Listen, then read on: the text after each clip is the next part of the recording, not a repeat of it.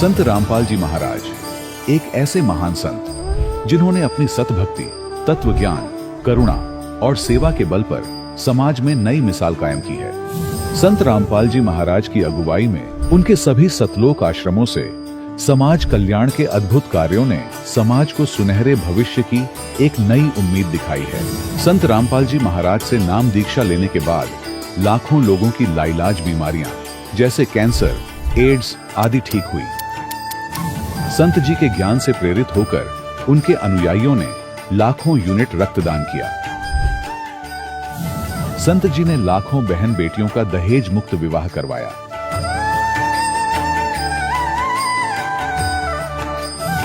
संत जी ने लाखों लोगों का नशा छुड़वाया, करोड़ों उजड़े परिवार बसे। संत जी के आश्रमों में समागम के दौरान निःशुल्क नेत्र चिकित्सा, दंत चिकित्सा प्रदान की जाती है। संत रामपाल जी महाराज द्वारा समय समय पर पर्यावरण संरक्षण के उद्देश्य से बड़े स्तर पर वृक्षारोपण किया जाता है। संत जी ने जरूरतमंदों को तत्काल राहत पहुंचाने के लिए एम्बुलेंस सेवा शुरू की। संत जी अपने अनुयायियों को देहदान के लिए प्रेरित करते हैं, जिससे मानवता की सेवा और चिकित्सा क्षेत्र में सुधार हो सके। संत रामपाल जी महाराज के सभी आश्रमों में हर रोज निःशुल्क भंडारा आयोजित किया जाता है, जहां हर वर्ग, हर जाति और हर धर्म के लोग एक साथ बैठकर भोजन करते हैं।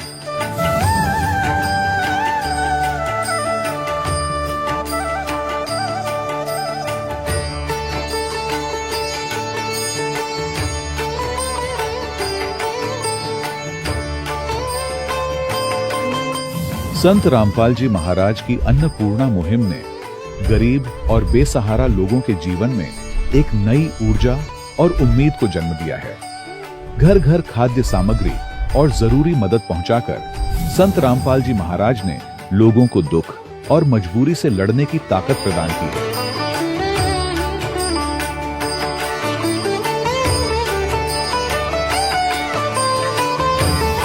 संत रामपाल जी महाराज द्वारा गरीब लोगों के लिए घर बनवाने का अद्भुत कार्य एक ऐसी मिसाल कायम कर रहा है जो सदियों सदियों संत जी की उदारता और दया भावना के तौर पर जाना जाएगा।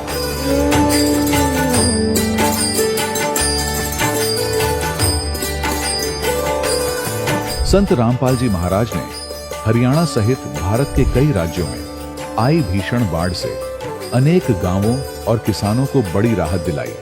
तत्काल लाखों फुट पाइप और हजारों मोटर उपलब्ध कराकर किसानों के खेतों और गांवों में भरे बाढ़ के पानी को बाहर निकालकर उनको नया जीवन दान प्रदान किया।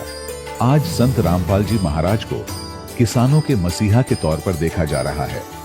जगह जगह उनके लिए सम्मान समारोह आयोजित हो रहे हैं। संत रामपाल जी महाराज के आश्रम में हजारों बुजुर्गों को सम्मान और प्यार के साथ जीवन जीने का अवसर मिलता है। उनके खाने, रहने और स्वास्थ्य की पूरी जिम्मेदारी संत रामपाल जी महाराज उठाते हैं। अनाथ बच्चों के लिए संत रामपाल जी महाराज के सभी आश्रम किसी वरदान से कम नहीं। यहाँ उन्हें शिक्षा, संस्कार और भविष्य के लिए बेहतर अवसर प्रदान किए जाते हैं।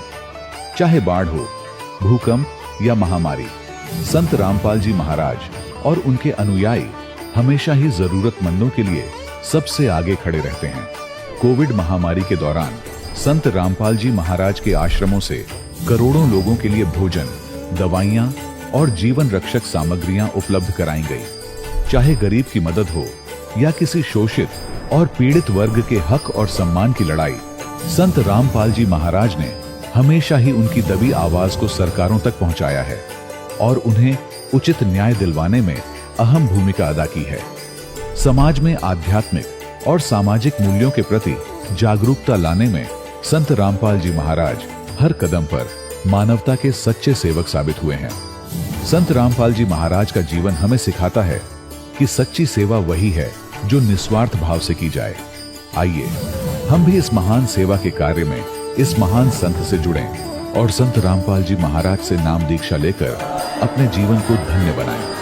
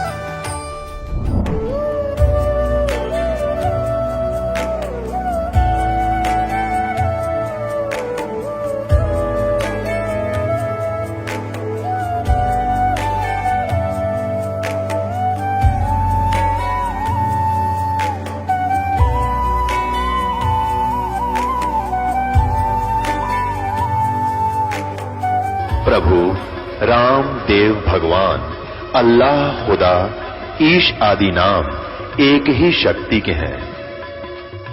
वो कैसा है, कहां है, कैसे मिलता है, किसने देखा है? ये प्रश्नवाचक चिन्ह पूर्ण रूप से हटाने के लिए अवश्य सुनिए जगत गुरु तत्वदर्शी संत रामपाल जी महाराज के अमृत वचन, सर्व पवित्र धर्मों के पवित्र शास्त्रों के आधार पर। सत साहिब दर्शकों, क्या आपने कभी सोचा है कि अगर कोई इंसान जीवन भर व्रत उपवास करे, मंदिरों में पूजा पाठ करे, फिर भी ना उसे मानसिक शांति मिले और ना ही परिवार की समस्याएं खत्म हों? राजस्थान की सुपिता गुजर जी की कहानी भी कुछ ऐसी ही थी। इन्होंने हर तरह की भक्ति की, लेकिन इनके पति और बेटा नशे के शिकार हो गए और घर में बीमारियां बनी रहीं। पर असली बदलाव तब आया जब इन्होंने संत रामपाल जी महाराज से नाम दीक्षा ली। अब इनका परिवार स्वस्थ है, नशे की लत खत्म हो चुकी है और जीवन में सुख शांति है। तो सवाल उठता है, आखिर ऐसा क्या मिला इन्हें संत रामपाल जी महाराज से जो आज सुपिता जी ऐसा कह रही हैं? आखिर इसके पीछे की सच्चाई क्या है? आइए सुनते हैं सुपिता जी की कहानी, उन्हीं की जुबानी। जी नमस्कार। नमस्कार सर। क्या नाम है आपका? सुपिता गुजर। जी माता जी, कहाँ से आए आप? गंगापुर सिटी से। संत रामपाल जी महाराज जी से नाम दीक्षा लेने से पहले आप क्या भक्ति साधना करते थे? हम शंकर भगवान की भक्ति करते और वाई की सेवा करते। पूरा विश्वास वाई पे, शंकर भगवान पे। जब आप शंकर भगवान की पूजा कर ही रहे थे तो फिर आपको संत रामपाल जी महाराज से नाम दीक्षा लेने की क्या जरूरत आन पड़ी? संत रामपाल महाराज से जरूरत पड़ी कि भगत जी हमारे कोई लाभ ही नहीं हो रहा। जो पहले भक्ति आप कर रहे थे उस भक्ति को करने से आपको कोई लाभ नहीं मिला, तो संत रामपाल जी महाराज जी से नाम दीक्षा क्यों ली? संत रामपाल महाराज ने हमको दर्शन दिए सर। के बाद में जो हमारा लड़ाई झगड़ा होगा हमारे जेठ में और हमारे पति में, तो लड़ाई झगड़े तो एक बट गो के एक दूसरे को काटवे है गए त्यार। फिर बाद में गुरुजी ने आर दर्शन दिए कि बेटा आज। कौन से गुरुजी ने? संत रामपाल महाराज ने दर्शन दिए कि बेटा आज के तीसरे दिन तेरा फैसला हो जाएगा। तो मैं ऐसे सोच रही कि फैसला कैसे हो जाएगा, ऐसे महात्मा ने कही है। एक महात्मा दिखाई दियो सफ़ेद कपड़ान में। तो फिर तीसरे दिन ही सभी रिश्तेदार इकट्ठे हो गए। हमारा फैसला तीसरे दिन ही हो गयो। के बाद में मैंने खोज करी कि महात्मा है कौन हो, कैसे मुझे ऐसे कर गयो, मेरा फैसला कैसे कर गो, और ये कौन हो मैंने आज तक नहीं देखो। तो मैं ऐसे ही रोती रहती, रोजी नहीं रोती रहती कि भगवान कौन हो, मुझको ओजू में लाए आते, मैं कहाँ ढूंढूँ यहाँ को। ये तो बहुत महात्मा जो कोई भगवान तक पहुँचे हुए महात्मा है। के बाद में भगत जी सर मेरे मोई में तो न्यू प्रकट हो रहे से खड़ा होगो। जब खड़ा होगो जब बाने दो अक्षर को नाम दो अंगड़िया खरीर और ये ऐसे सारो खरीर और फिर कही के बेटा गुरु में लगो तो को बात नाम दीक्षा ले लीजो। तो फिर मैंने खरू राम खा गुरु में लगो, कैसे में लगो, खा करूँ अब खा हेरू। फिर मैंने टीवी पे देखती रेवाई में सहनालय सबन देखती रेवाई सबन महात्मान के सत्संगन। तो के बाद में मोको एक दिन टीवी को चैनल ऐसी दबको जो संत रामपाल महाराज को सत्संग आरम्भ में वहाँ देखने लगी। तो फिर मोको सत्संग अच्छा लगे। मैंने कि ये तो महात्मा हुई है जो मोको दर्शन दिए जे, हे भगवान ही टीवी पे अब कैसे मिलूँ, क्या करूँ। फिर मैं ऐसे सत्संग पूरी साल सुनती रही। फिर मैंने सबन ते कह ली भाई मो हरियाणा में ऐसे महात्मा है, वो महल चलो मोको नाम दीक्षा दवाओ। फिर रोज कोई नहीं मेरे को नाम दीक्षा नहीं दवाई। फिर रोज भगत जी मेरे माँ बाप मोको लेर और संत रामपाल महाराज के वहाँ आए। माता जी, जैसे कि आपने बताया कि संत रामपाल जी महाराज जी ने आपको साक्षात दर्शन दिए और बताया कि आपके घर में जो ग्रह क्लेश चल रहा है वो 3 दिन में समाप्त हो जाएगा, तो क्या जब आपने संत रामपाल जी महाराज जी से नाम दीक्षा ली तो इस तरह का और भी कोई लाभ आपको मिला? लाभ मिला भगत जी। गुरु महाराज ने संत रामपाल महाराज ने हमको दर्शन दिए। जब कही के बेटी के कैंसर हो जाएगी आगे चले रहे इसको नाम दीक्षा दवाओ। तो फिर भगत जी हमने नाम दीक्षा दवा दी। बाकी बाद में भी यानी भक्ति नहीं करी तो कैंसर हो ही गई आके।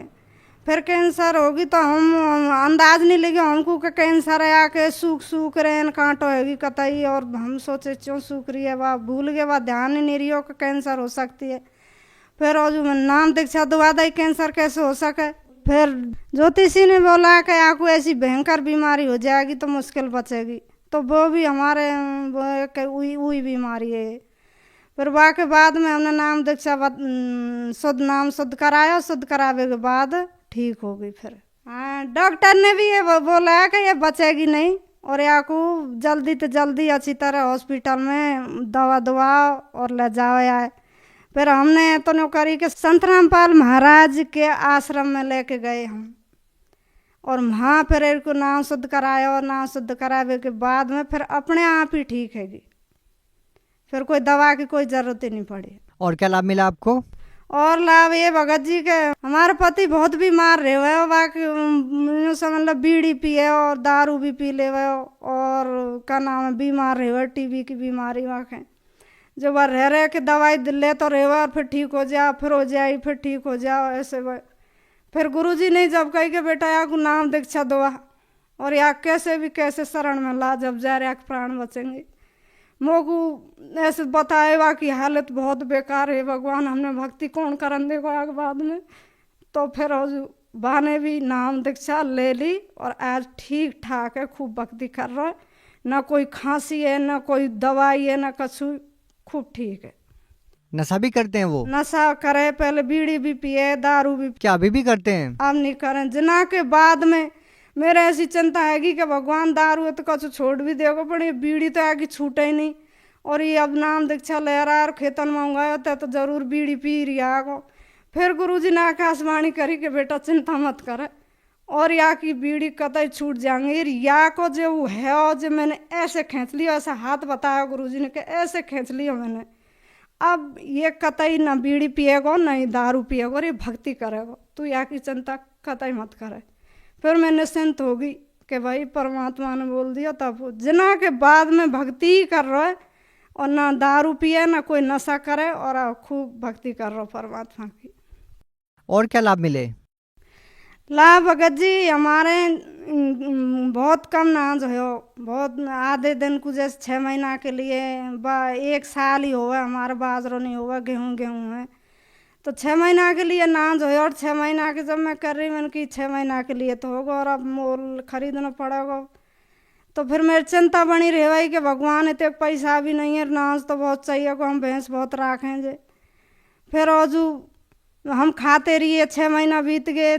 6 महीना के बाद में तूड़े में धर दिए हमने गेहूँ, कट्टा ने नकाट ले वे खा ले वे। तो मैंने कहा अब तो बीत ही गए होंगे, इतने कट्टा तो निकड़ाए। बाकी बाद में आकाशवाणी हुई कि बेटा तेरे नाज जाड़ देख। किसकी आकाशवाणी हुई? आकाशवाणी संत रामपाल महाराज की आवाज में आकाशवाणी हुई। क्या बोला संत रामपाल जी महाराज ने आकाशवाणी में? आकाशवाणी में ये बोलो कि बेटा तेरा नाच जाड़ देख, और तेरा ढांग लग रही है गेहूं की, और चिंता मत करे। तो फिर भगत जी में वाई टाइम ठाडी हेर बजी, जाड़ देखो मैंने तूड़ो हटा, तो मेरे गेहूं की धांग लग रही 22 कट्टा गेहूं के मिले मोकू, मैंने तूड़ो हटार देखो तो 22 कट्टा में एकदम तो गदगद है कि भगवान आज धरती पे है, आज हमारा ऐसा चमत्कार कर दिया हमारे साथ। बाकी बाद में फिर मैं और भी दृढ़ विश्वास है को भगवान जे पहले होए जे के जे ही लाभ सुनबो करे के ऐसे लाभ हो भक्ति ते ऐसे हो बे ही लाभ हो रहे हैं। और आज की टाइम भगत जी, आज की टाइम भी हमारे 6 महीना के लिए नाज हो, अब 6 महीना बीत गए, अब 7वां महीना लग गो, और हमारे आधो नाज है और आधो अब रखो या टाइम पे 6 महीना के लिए नाज है हमारे लिए। माता जी, आपको संत रामपाल जी महाराज जी ने इतने सारे लाभ दिए, तो आप भगत समाज को क्या संदेश देना चाहते हैं? संदेश हम यही देना चाहते हैं कि भाई भुगतो मत। मो जैसी बहनें ने जो बहुत भुगत रही हैं, जिनके पति दारू पी रहे हैं, जिनके बेटा दारू पी रहे हैं, और भी नशा भयंकर भयंकर कर रहे हैं, वो कतई एन गलत में जा रही हैं और रात दिन कलेश को झेल रही हैं, लड़ाई को झेल रही हैं। बिनते मेरी यही प्रार्थना है कि बहनों नाम ले लो परमात्मा से और अपने बेटान को बचा लो, अपने पति को बचा लो। जैसे हमको संकेत करो मालिक ने, हमारे पति भी बच गए, हमारे बेटा भी बच गए, बेटी भी बच गई और आज परमात्मा की भक्ति कर रहे हैं। और कोई भी बेकार कैसो भी कछु सब चीज़ बुरी चीज़ त्याग दी, अच्छी ग्रहण कर ली और आज मेरे बेटा खूब पढ़ाई कर रहे हैं और मुझ को खूब विश्वास है। संत रामपाल जी महाराज जी से नाम दीक्षा कैसे ली जा सकती है? संत रामपाल महाराज तो ऐसे दीक्षा ली जाती है कि ये टीवी चैनल पे बहुत सारे चैनलन पे सत्संग आ रहा संत रामपाल महाराज को बाप से नंबर ले और पता करके और नाम दीक्षा ले सकते हैं। जी बहुत बहुत धन्यवाद। धन्यवाद बाबा। दर्शकों, अभी आपने सुने संत रामपाल जी महाराज से दीक्षा प्राप्त करके सुखी हुए भक्त के अनुभव। अब देखिए जगत गुरु तत्वदर्शी संत रामपाल जी महाराज के मंगल प्रवचन। परम पिता परमात्मा पूर्ण ब्रह्म सारी सृष्टि के रचनहार कबीर देव जी, कबीर परमेश्वर जी, ये वही परमात्मा है जो काशी शहर में भारतवर्ष की पावन पृथ्वी पर एक लहर तारा नामक तालाब के ऊपर कमल के फूल पर आकर के विराजमान हुए थे। अपने सतलोक से चलकर आए थे और वहां सन 1398 में संवत 1455 परमात्मा एक नवजात शिशु का रूप धारण करके कमल के फूल पर विराजमान हुए थे। फिर लीला करते हुए बड़े हुए। बचपन से ही छोटी आयु में 5 वर्ष की आयु में ही वो परमात्मा अपना जो उद्देश्य लेकर आए थे उसको पूरा किया।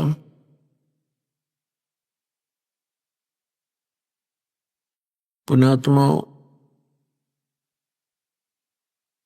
सौभाग्य आपका मनुष्य जन्म और इस समय में है। धन्य है आपके माता पिता जिनसे जन्म हुआ। ये वो समय है इस प्राणी को करोड़ों युगों के बाद प्राप्त होता है जो आज आपको प्राप्त है। अभी आप बालक हो और हमारे अंदर इस ज्ञान, इस काल ने अज्ञान घना बरवा रखा है। 1-2 दिन से नहीं, हजारों वर्षों से, लाखों वर्षों से वही लोक वेद हमारे अंदर जमा है। उसके आधार से हम इस तत्व ज्ञान को जल्दी सी समझ नहीं पाते और इतने ही देर लगी हुई है जब तक ये समझ में नहीं आता। फिर तो आपको कबीर भगवान बिना और इस सतलोक आश्रम बिना पृथ्वी पर आपको कहीं ठिकाना दिखाई नहीं देगा। ये सत्कर मान लेना। जैसे पर अभी आपने परमात्मा की वाणी सुनी, हमारे लिए संदेश है। जब आपको ये अध्यात्म कंप्लीट स्पिरिचुअल नॉलेज हो जाएगा, ये पूर्ण अध्यात्म ज्ञान हो जाएगा, उसमें आपकी स्थिति ऐसी हो जाएगी जैसे समुद्र के अंदर पुराने समय में, अब भी ऐसा ही होता है। वैसे पुराने समय में विशेषकर ये समुद्री जहाज जो जाते थे, इनके ऊपर कौवे बैठकर चले जाते थे। वो इसलिए कि उसमें यात्री खाना खाते हैं तो उनको भी कोई टोक मिल जाता है, ग्रास मिल जाता है। जहाज दिन में चल पड़ा, कौवे उसके ऊपर बैठे चले जाते हैं। रात्रि, सारी रात्रि चल करके सुबह होता है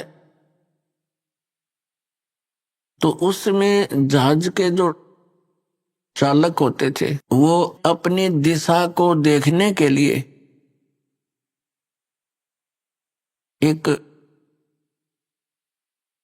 दिशा सूचक रखते थे, और कई बार वो दिशा सूचक यंत्र किसी मैग्नेटिक रोक के कारण, चुंबकीय चट्टान की वजह से वो अपना रुख बदल लेता था, दिशा बदल लेता था, वो रोंग दिशा बताता था। अपने इंस्ट्रूमेंट को चेक करने के लिए कि हम सही दिशा में जा रहे हैं या नहीं, और हमारा इंस्ट्रूमेंट सही काम कर रहा है कि नहीं कर रहा, उसके लिए वो क्या फार्मूला अपनाया करते, जहाज पर बैठे कौवे को पत्थर मार दिया करते, उसको ऐसे पत्थर मारते, उसको विवश कर देते थे जहाज से उड़ने के लिए। और कौवे के अंदर एक विशेषता दी है मालिक ने, वो रात्रि के समय भी उस दिशा को नहीं भूलता जिस दिशा से वो चला था। यदि पूर्व दिशा से चले हैं तो वो पूर्व दिशा को भूलेगा नहीं रात को भी। उसमें एक ऐसा गुण दिया है दाता ने। तो वो कौवा जब उड़ता है वो अपने उसी दिशा को उड़ता है, अपने उसी स्थान को जहां से वो चले थे। तो इससे वो जहाज के चालक अपना इंस्ट्रूमेंट को भी चेक कर लेते, अपनी दिशा को भी सेट कर लेते कि कौवा इधर गया है तो ये पूर्व दिशा है। अब वो कौवा क्या करता था, वो थोड़ी सी दूर जाता, ज्यादा से ज्यादा 100-200 फुट, और वो क्या देखता कि कहीं भी उसको बैठने का ठिकाना नहीं, सब जगह जल ही जल है। मुड़ के वो आखिर में उसी जहाज पर आकर बैठ जाता है। अब उसको उस जहाज के अतिरिक्त उस समुद्र में और कोई ठिकाना नहीं नजर आ रहा जिससे वो डूबने से बच जाए। उस जहाज के अतिरिक्त यदि वो कहीं बैठता है तो वो डूब ही जाएगा। तो इससे परमात्मा हमें याद दिलाते हैं कि बच्चों, जब तुम मुझे समझ जाओगे, इस काल की स्थिति से तुम परिचित हो जाओगे, उस समय आपकी स्थिति ऐसी होगी कि हे बंदी छोड़ दयाल जी, तुम तक हमारी दौड़, और जैसे काग जहाज का अब सूझत और न ठोर। इस परमात्मा कबीर जी के बिना और इस सच्चे नाम और ज्ञान के बिना आपको कोई भी संत महंत जो दिखेगा वो डुबोने वाला दिखेगा। वहां आपकी आशा बन ही नहीं सकती, वहां इच्छा ही नहीं बन सकती। तो पुण्यात्मा, परमात्मा ने आपकी किस्मत पर कलम तोड़ रखी है। भले ही आप परमात्मा की शरण में आने से पहले कितने दुखी हो लिए, क्योंकि सुख अपना ही दिया करते हैं। अपना पिता, अपने माता, वही हमें सुख देते हैं।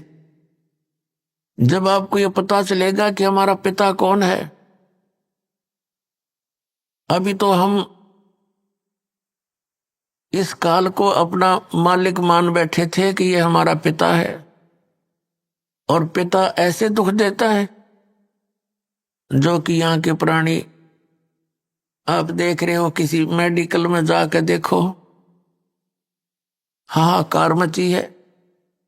और कहीं देख लो, किसी घर में देख लो, कोई ना कोई ऐसी समस्या काल पैदा करके रखता है, पूरा परिवार परेशान रहता है।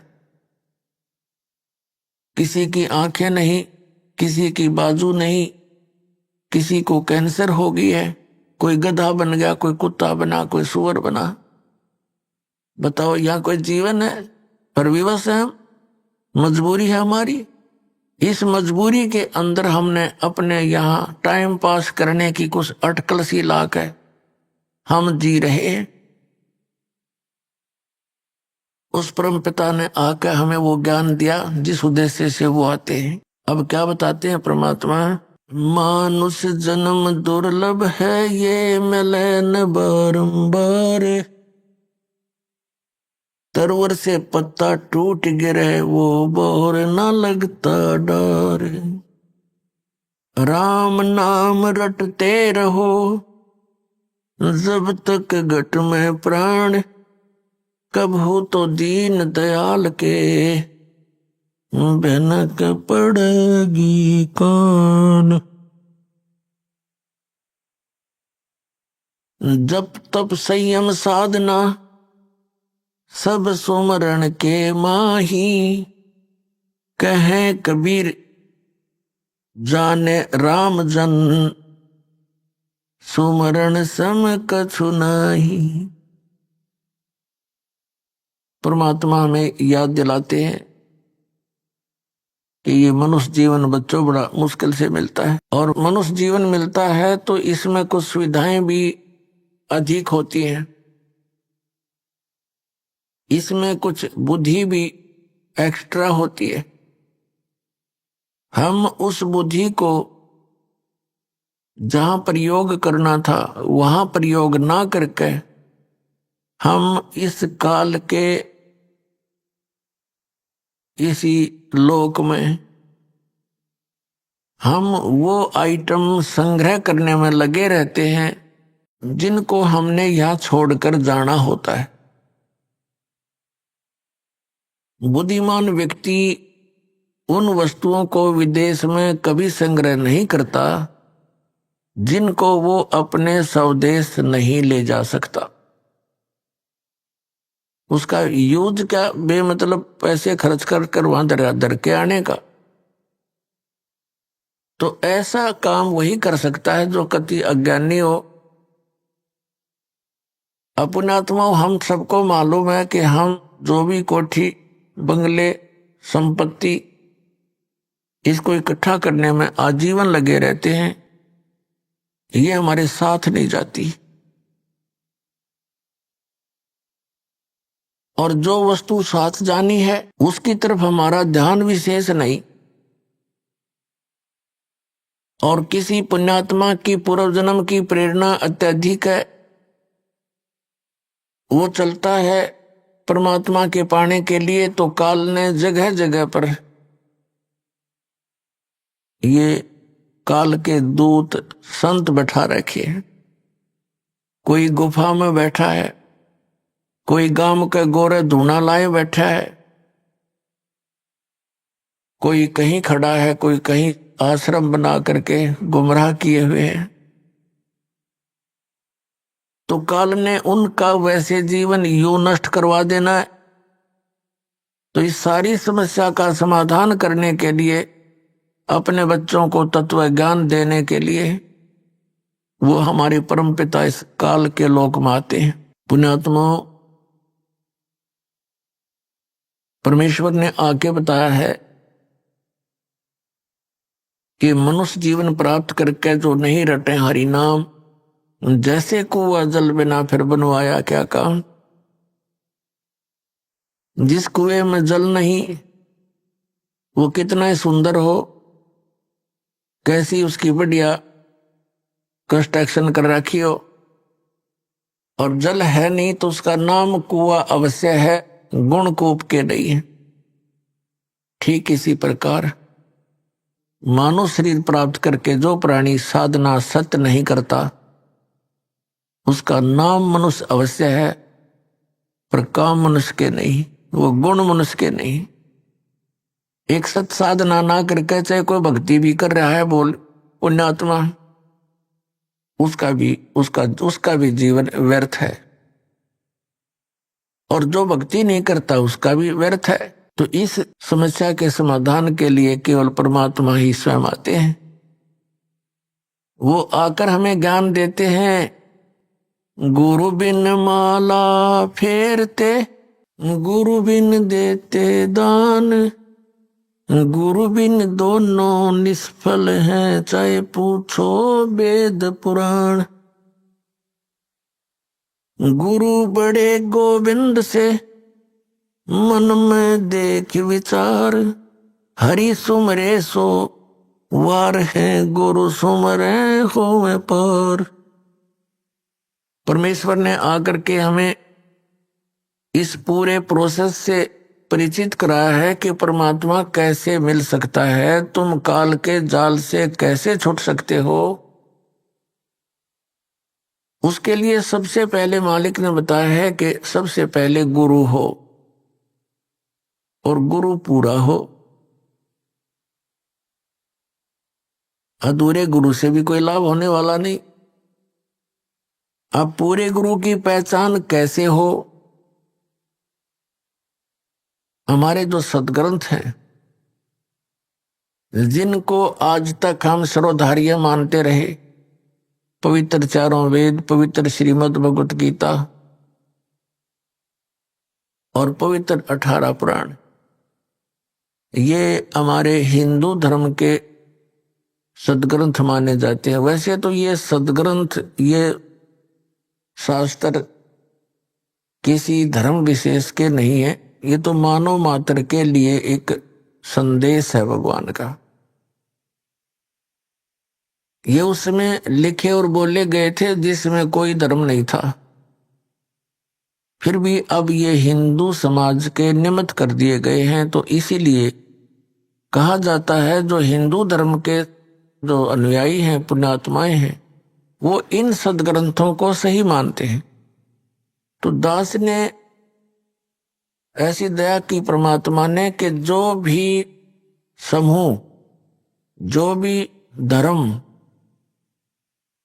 जिस भी ग्रंथ को श्रेष्ठ मानता है, उसी ग्रंथ के आधार से उनके द्वारा की जा रही क्रियाओं और ज्ञान को ये दिखा दिया कि आप ये कर रहे हो, आपके सदग्रंथ ये बता रहे। और जो शास्त्रों में वर्णित साधना और ज्ञान नहीं है, वो लोक वेद है, वो मनमाना आचरण है, उससे कोई लाभ नहीं होगा। श्रीमद् भगवत गीता अध्याय नंबर 16 के श्लोक नंबर 23 और 24 में कहा कि शास्त्र विधि को त्याग कर जो मनमाना आचरण करते हैं, उनको न तो कोई सुख होता है, न उनको सिद्धि प्राप्त होती है, और न ही उनकी कोई गति होती है। और इन 3 चीजों के लिए भक्ति करते हैं, परमात्मा को याद करते हैं, और यही नहीं हुई तो फिर उसका लाभ क्या करने का? व्यर्थ प्रयत्न हुआ।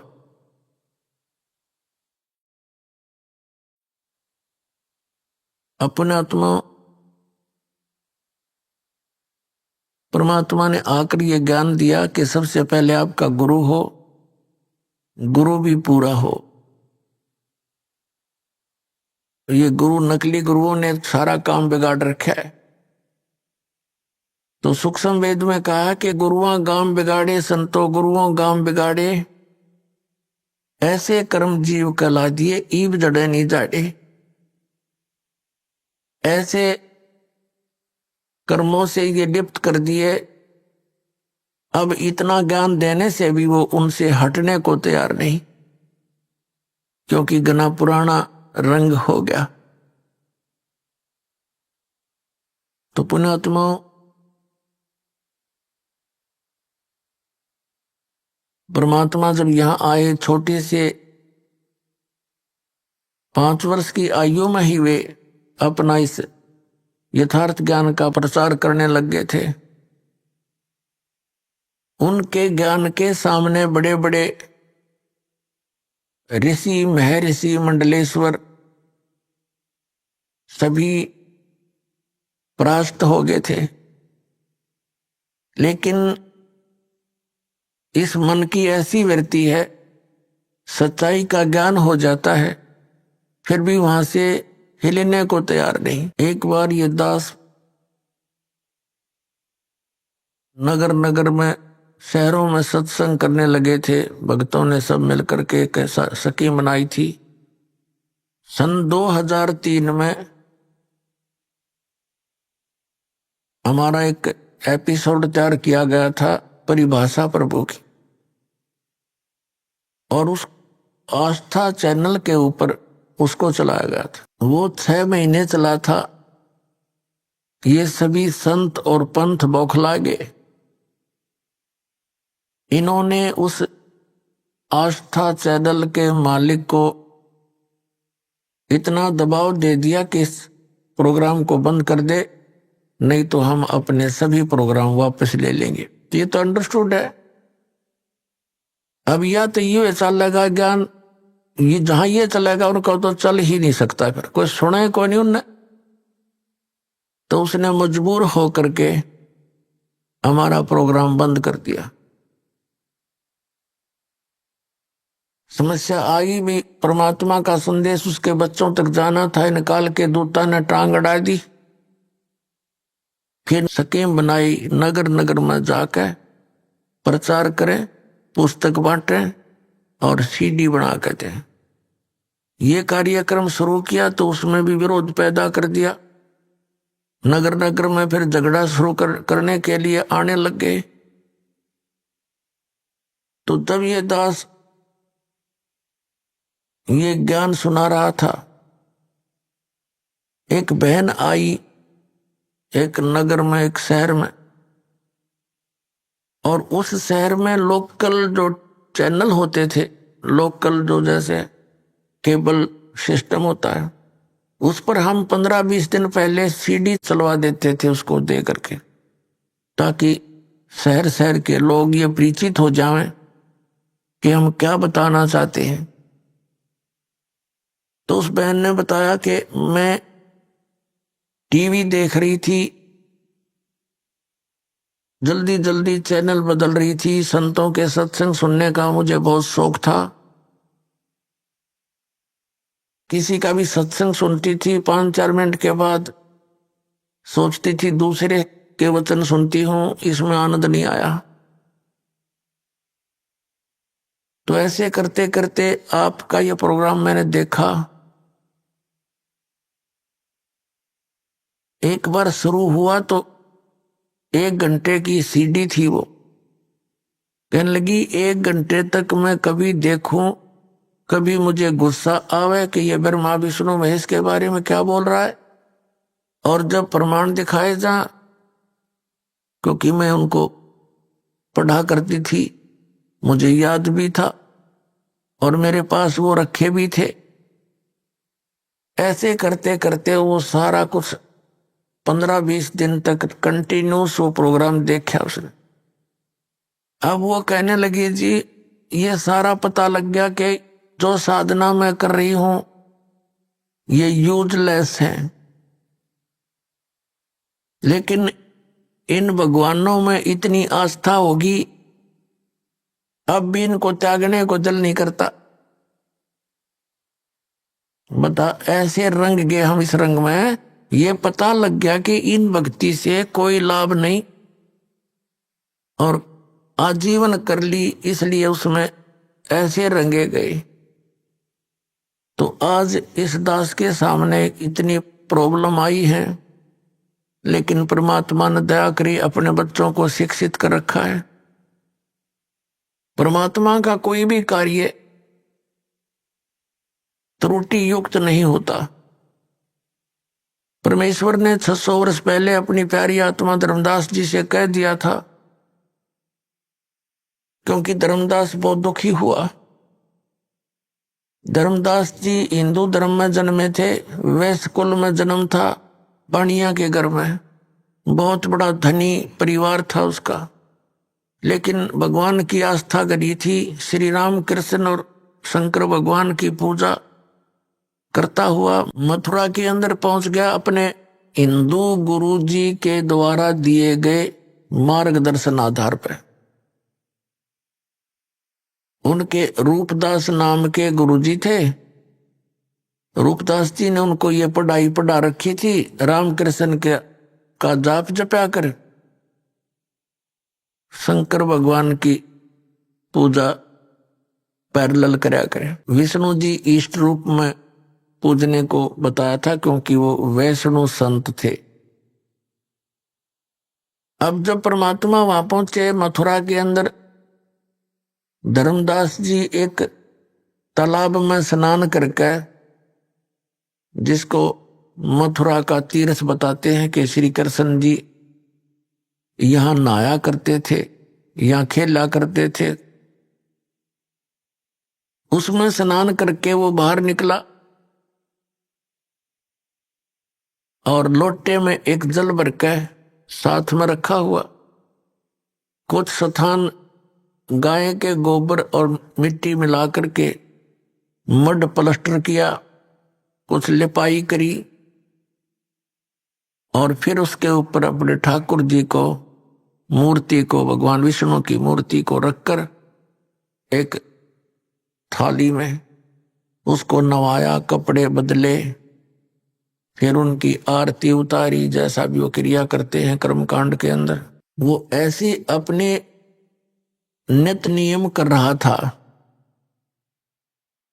परमात्मा कहते हैं, गोता मारूं स्वर्ग में जा बैठूं पाताले, कहे कबीर ढूंढता फिरूं अपने हीरे मोती लाल।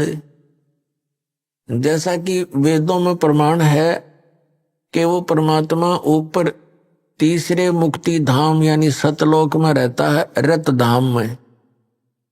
रत माने सत, धाम माने लोक। और वहां से गति करके आता है, चलकर बहुत तीव्र गति से, और अच्छी आत्माओं को मिलता है। उनको ज्ञान समझाता, यथार्थ ज्ञान देता है। जो दृढ़ भक्त होते हैं उनको पूर्ण ज्ञान बताता है। अपने उस गुण के आधार से वो परमात्मा वहां आए, एक जिंदा महात्मा का रूप बना के। धर्मदास जी के पास थोड़ी सी दूरी पर बैठ गए। जिंदा महात्मा मुसलमानों के अंदर होते हैं, उनकी वेशभूषा जो जिंदा वाली होती है, अधिकतर वो जिंदा महात्मा मुसलमानों में होते हैं। लेकिन जन साधारण उनको साधु संत एक जैसे ही मानता है, कोई अंतर नहीं होते हैं। फिर भी जिनको ज्ञान है वो समझ जाते हैं कि ये साधु कौन से मजहब से संबंध रखता है। जैसे आप जैनियों को देखोगे, कहते कति नंगे फिर रहे होंगे या मुंह पर पट्टी बांध रखी होगी और नंगे पैरों घूम रहे होंगे, कपड़ा रख लेते हैं शरीर पर, तो उससे पता लग जाता है कौन से धर्म से संबंधित है ये साधक। अब धर्मदास जी से लगभग 50 फुट की दूरी पर परमात्मा विराजमान हो गए। धर्मदास जी क्रिया कर रहा था और उसके बाद उस प्रतिदिन वो जो गीता जी का पाठ किया करता था, एक अध्याय का डेली, उसने क्या देखा धर्मदास जी ने कि एक मुसलमान संत और तेरी इस साधना को बड़ी गौर से देख रहा है। ये स्वाभाविक होता है प्रत्येक भक्त आत्मा का, वो बेशक किसी मजहब धर्म से संबंधित है। जो भगत होगा और धार्मिक होगा उसमें द्वेष नहीं होता। द्वेष और हमारे अंदर ये झगड़े की व्यवस्था ये नकली गुरु ही कराया करते हैं। तो प्रत्येक की लगन होती है, इच्छा होती है कि मेरे वाला ज्ञान सही है और इसको अपने वाला ज्ञान बता दूं, इसका भी कल्याण हो। उद्देश्य यही होता है एक दूसरे को ये कहने का कि आपका भक्ति मार्ग ठीक नहीं है, और कोई शत्रु भाव से थोड़ा ही कहा जाता है। तो धर्मदास जी ने ये सोचा कि भाई ये मुसलमान फकीर और हमारी हिंदू धर्म की भक्ति को बहुत लाइक कर रहा है, बड़ा पसंद किए हुए। तो उसने इस दृष्टिकोण से श्रीमद् भगवत गीता अध्याय नंबर 7 का पाठ करने लगा ऊंचे ऊंचे स्वर से, और जैसा भी अनुवाद उसको प्राप्त था अनुवाद भी साथ कर रहा है। जब उसने अपना सारा क्रियाक्रम कर ली तो परमात्मा और निकट आकर बैठ गए। जब ये देख लिया कि ये जो धर्मदास है वो तो अंतर्यामी थे, जानते थे इसकी क्या इच्छा है, क्या क्या किस कारण से ये ऐसी ऊंची ऊंचे स्वर में गीता जी का पाठ कर रहा है। वो जान गए थे कि ये कुछ और बताना चाहता है। वैसे तो साधु जो वैष्णव संत होते हैं वो मुसलमान फकीरों को दूर रखते हैं, पहले ऐसी स्थिति थी। तो इस दृष्टिकोण से पहले तो परमात्मा दूर बैठ के कदयो बिदक जा कि मुसलमान कीता आ गया मेरे पास में। फिर जब देखा कि ये कुछ बताना चाहता है तो निकट आ गए, उसे थोड़ी सी दूरी पर बैठ गए और इस आव भाव से बैठ गए कि जैसे कुछ जानना चाह रहे हो, लेकिन वो आए थे कुछ जनाने के लिए।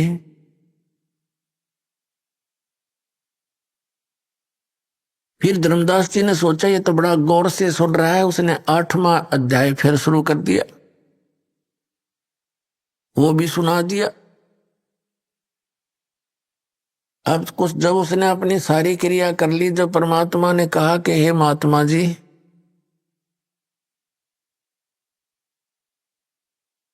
अपने आत्माओं आप जरा सा विचार करियो, इस परमात्मा हमारे अपने पिता की तरफ देखो ध्यान से, वो हमारे लिए कितना भटक रहा है। परमात्मा कहते हैं कबीर जी, मैं रोवत हूं सृष्टि को और सृष्टि रोवे मोहे, और कह कबीर हमारे वियोग को ये समझ ना सकता कोई। मैं तो इन बच्चों को रो रहा हूं कि तुम गलत स्थान पर फंसे हो, यहां तुम्हारा कुछ भी नहीं है, तुम्हें मूर्ख बना रखा है ये बेटा या बेटी या कार या कोठी, आजीवन इसमें लगे रहते हो और 1 मिनट में मृत्यु कर देता है, फिर गधा बनाकर छोड़ देता है। वह कोठी वह बेटी वो कार तुम्हारी कैसे होगी? इतना ही काम करो जितना टाइम पास करने के लिए, और तुम क्या कर रहे हो? साधना गलत करा रहा है तुम्हारे से, फिर पशु पक्षी बनाता है। और हम काल ने ऐसे मिसगाइड कर दिए, हमारे तक पहुंचना भी परमात्मा को कठिन हो रहा है। वैसे भगवान के लिए कठिन शब्द प्रयोग करना शोभा दास को नहीं दे रहा, फिर भी देख रहा हूं कि उस मालिक ने कितना संघर्ष करके हमारे तक वो पहुंचे हैं।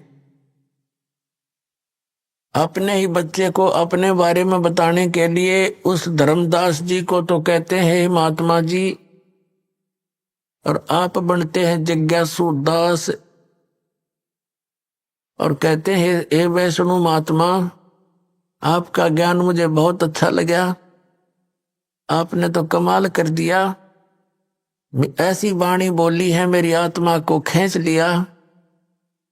हे महात्मा जी, कुछ ऐसी विधि और बताओ जिससे मेरा कल्याण हो। अभी आपने सुने संत रामपाल जी महाराज के मंगल प्रवचन। आइए अब सुनते हैं संत रामपाल जी महाराज से नाम दीक्षा लेकर सतभक्ति करके अद्भुत लाभ प्राप्त करने वाले अनुयायी के विचार। सत साहिब दर्शकों, सोचिए, जिस व्यक्ति के माता पिता ने जीवन भर पूरी श्रद्धा और लगन से पूजा पाठ किया हो, लेकिन फिर भी उनके परिवार में बीमारियां और भूत प्रेत जैसी समस्याएं बनी रहीं, तो क्या हो? दर्शकों, ऐसी ही कहानी थी छत्तीसगढ़ के रहने वाले तारेंद्र साहू जी की। तारेंद्र जी का परिवार धार्मिक प्रवृत्ति का था। सभी लोग पूरी श्रद्धा से पूजा पाठ और भक्ति किया करते थे, लेकिन इसके बावजूद भी उनके परिवार में भूत प्रेत की बाधा दिन ब दिन बढ़ती ही जा रही थी। न केवल मानसिक तनाव बढ़ रहा था, बल्कि बीमारियां भी घर का हिस्सा बन चुकी थीं। लेकिन आज तारेंद्र जी का कहना है कि जब से उन्होंने संत रामपाल जी महाराज से नाम दीक्षा ली है, तब से उनके जीवन में चमत्कारिक परिवर्तन आ गए। अब भूत प्रेत की बाधा पूरी तरह से समाप्त हो गई और उनका बेटा, जो गंभीर बीमारी से जूझ रहा था, बिना ऑपरेशन के पूरी तरह ठीक हो गया। आज उनका पूरा परिवार पूर्ण रूप से सुखी है। आखिर इसके पीछे की सच्चाई क्या है? आइए सुनते हैं तारेंद्र साहू जी की कहानी, उन्हीं की जुबानी। नमस्कार सर। सत साहब सर जी। सर क्या नाम है आपका? तारेंद्र साहू। तारेंद्र जी, आप कहाँ से हैं? मैं छत्तीसगढ़ नई जिला शक्ति से हूँ। तारेंद्र जी, संत रामपाल जी महाराज से नाम दीक्षा आपने कब ली? सर जी, नाम दीक्षा संत रामपाल जी महाराज से मैं सन 2021 में लिया। तारेंद्र जी, क्या भक्ति साधनाएं करते थे? सर जी, पहले मैं कोई भी भक्ति नहीं करता था। मैं अपने आप को नास्तिक समझता था, क्योंकि मैं बचपन में बहुत गरीबी देखा और मेरा माँ बाबूजी इतना भक्ति करते थे भगवान के, इतना भक्ति करते थे कि अब मैं बताऊंगा ना, दिन से रात हो जाएगा भगत जी। मेरे बाबूजी 9 दिन का उपवास करते थे, केवल दूबी का जो आता है दूबी का रस, उसको पीकर 9 दिन तक रहते थे उपवास मेरा बाबूजी। और मेरा माँ साल में 6 महीना उपवास में निकाल देती थी मेरी माँ। इतना पूजा भक्ति करने के बावजूद भी हम लोग इतना गरीबी कष्ट और भूत प्रेत से परेशान थे कि अब मैं क्या बताऊं भगत जी। इतना मतलब जितना मैं कमाता था, हम लोग कमाते थे। हम लोग का 16 एकड़ ज़मीन था। 16 एकड़ ज़मीन भूत प्रेत के चक्कर में हम लोग 4 एकड़ में आ गए, सारा बिक गया हम लोग का ज़मीन। उसके बाद मैं होश संभाला, तो मैं जब होश संभाला तो मैं कमाने लगा। जब मैं कमाने लगा तो जितना मैं कमाता था सर जी, पूरा वो चला जाता था भूत प्रेत में। तो गांव में संत रामपाल जी महाराज के एक अनुयायी थे, चले थे, वो हमारे यहाँ आए और मेरे बाबूजी को बोले, बताए ऐसी ऐसी बात है बोल के। तो मेरे बाबूजी, हम लोग जात के साहू हैं, लेकिन मेरे बाबूजी को गांव में पंडित नाम से जानते थे, क्योंकि इतना पूजा भक्ति करते थे। उसको गांव में कोई इसको नाम लेके नहीं पुकारते थे, पंडित जी बोलते थे उसको। तो मेरे बाबूजी ज्ञान को सुन लिया। सुनने के बाद सत्संग बताए, सत्संग देखने लग गया। सत्संग देखे और पुस्तक पढ़े, उतना में मेरे बाबूजी का दिमाग घूम गया पूरा। वो समझ गया, एक ही बार में समझ गया कि ये मतलब परमात्मा आए हुए हैं। संत रामपाल जी महाराज परमात्मा स्वरूप स्वयं आए हैं, कबीर साहब।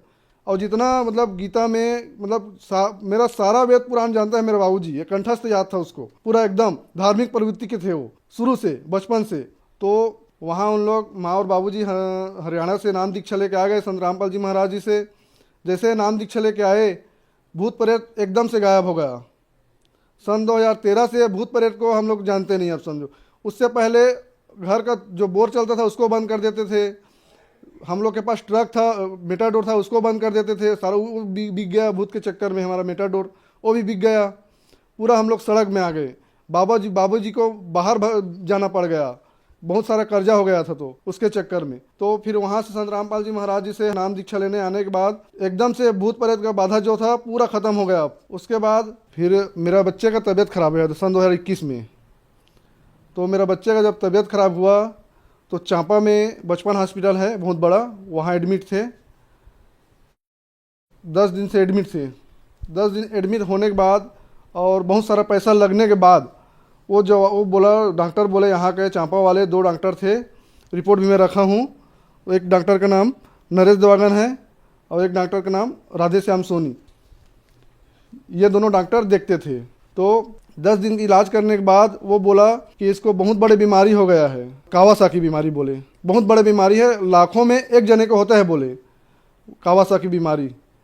तो हम लोग पूरा डर गए ऐसे बोले। तो फिर माँ बाबूजी को मैं फ़ोन किया, रोते रोते फ़ोन किया। उसके बाद ऐसी ऐसी बात है बोला, बहुत बड़ी बीमारी को नाम बता रहे हैं, बिलासपुर ले जाने का बोला। तो मैं बोला गुरुजी से, संत रामपाल जी महाराज से, आप दोनों अरदास लगाओ।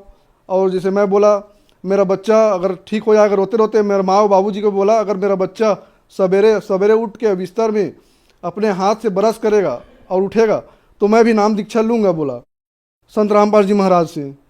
तो सवेरे वैसे ही हुआ। मेरा बेटा सवेरे उठा बिस्तर में, अपने हाथ से ब्रश किया और मेरे को पापा बोला, उसकी मम्मी बोली।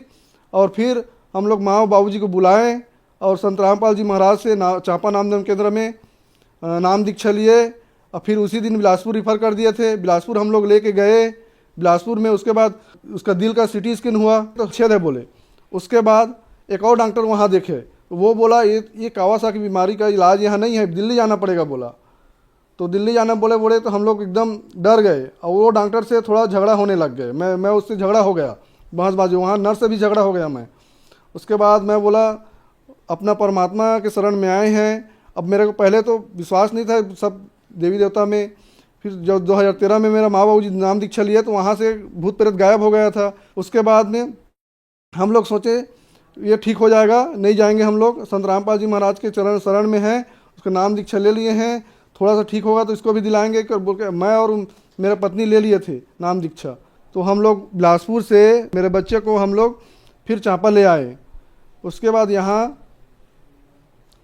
का जो मेडिसन चल रहा था उसको चलाए। उसके बाद से हम लोग फिर दोबारा वहाँ चेकअप के लिए नहीं गए। मेरा बच्चा एकदम स्वस्थ है, अभी मस्त है, बढ़िया से खेल कूद रहा है, 5.5 साल का हो गया है। उस समय वो 3 साल का था। जो दवाई दिए थे ना उतना दवाई को लिए और दवाई नहीं लिए और वो एकदम स्वस्थ हो गया। ऑपरेशन कराने के लिए नहीं पड़ा, दिल्ली ले जाने के लिए बोल रहे थे वहाँ के डॉक्टर। दिल्ली हम लोग नहीं ले गए, कहीं भी नहीं ले गए। संत रामपाल जी महाराज से 2 महीने बाद उसको वो ठीक हो गया, बोलने लग गया, तो फिर वहाँ आके उसको उपदेश दिलाए। वो अभी नाम भी जपता है। ये मेरे बेटे का पेट में से इन्फेक्शन था ना, उसका वो रिपोर्ट है। इसके बाद में उसको कावासाकी बीमारी हो गया और उसके बाद उसको संत रामपाल जी महाराज जी से उपदेश दिलाए। उसके बाद कोई मेडिसिन खाना नहीं पड़ा, कोई चेकअप नहीं कराना पड़ा और एकदम से स्वस्थ हो गए हैं। कोई ऑपरेशन कराना नहीं पड़ा है। हमें बिलासपुर से दिल्ली रेफ़र कर दिया था। पहले चांपा में इलाज कराए, चांपा के बाद बिलासपुर के बाद दिल्ली रेफ़र कर गए, लेकिन हम लोग नहीं गए। संत रामपाल जी के शरण में थे तो हम लोग वहाँ से चांपा बिलासपुर से वापस ले आए। मेरे बेटे का ये दिल में जो छेद था ना, उसका रिपोर्ट है। संत रामपाल जी महाराज जी से नाम दीक्षा लिए तो सारा ठीक हो गया। हम लोग न दिल्ली ले गए हैं, न कोई ऑपरेशन कराए हैं, न कोई चेकअप और कराए दोबारा, न कोई मेडिसिन खिलाए। वो एकदम अभी स्वस्थ हैं। प्रमाण के तौर पे मैं आपको ये रिपोर्ट दिखा रहा हूँ। संत रामपाल जी महाराज जी से दीक्षा लेने के बाद पूर्णतः मेरा बच्चा ठीक है। हमारे पास तो ज़मीन बहुत था, भूत प्रेत और बीमारी में ख़त्म हो गए। उसके बाद और मिट्टी का भी घर था। तो मेरा माँ बोलती थी, माँ और बाबूजी नाम दीक्षा ले लिए थे 2013 में, तो हम लोग को भी जुड़ने के लिए बोलते थे नाम दीक्षा लेने के लिए संत रामपाल जी महाराज जी से। तो हम लोग, मैं ध्यान नहीं देता था, सुनता नहीं था वो बात को। तो मैं बोलता, मेरे को चिंता था घर बनाने का। हम लोग का मिट्टी का घर था, बहुत बड़ा घर है मिट्टी का, पुराने ज़माने का। तो वही चिंता था मेरे को। और गांव में मेरा गल्ला दुकान था। तो मैं जैसे संत रामपाल जी महाराज से नाम दीक्षा ले लूँगा तो उसमें नशा खाते और पीते तो बड़ी बात है, छूना नहीं है। तो मैं वहाँ अपने दुकान में कुछ नहीं बेचूंगा तो कमाऊंगा कैसे, मैं ये सोचता था। फिर 2021 में नाम दीक्षा लिया मेरा बेटा के कारण।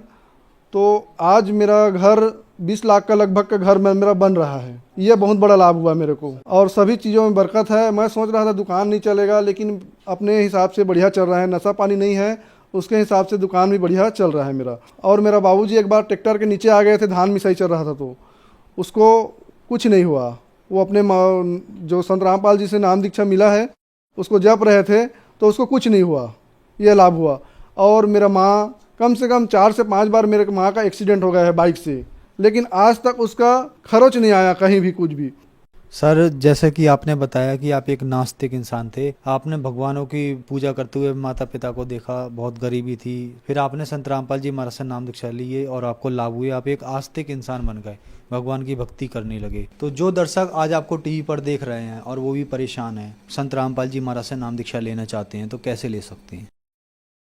उनको मैं एक बोलना चाहता हूँ कि वो भी आए, संत रामपाल जी महाराज जी से नाम दीक्षा ले, अपना कल्याण कराएं और सही भक्ति करें और मोक्ष प्राप्त करें। क्योंकि जितना देवी देवता है, जितना पूजा पाठ करते हैं, मेरे से अच्छा कोई नहीं जानता। क्योंकि मेरे माँ बाबू जी इतना पूजा पाठ करते थे कि मत पूछो, मैं क्या बताऊँ। तो ये जो सही साधना है, तो यहाँ आइए, संत रामपाल जी महाराज जी से नाम दीक्षा लीजिए, अपना कल्याण कराइए। संत रामपाल जी महाराज से नाम दीक्षा कैसे ली जा सकती है? संत रामपाल जी महाराज जी से नाम दीक्षा लेने के लिए टीवी पर चलता है, उसमें नीचे में पीली पट्टी चलती है, वहाँ से आप नाम दीक्षा लेने के लिए कॉन्टैक्ट नंबर ले सकते हैं। धन्यवाद सर। सत साहिब जी।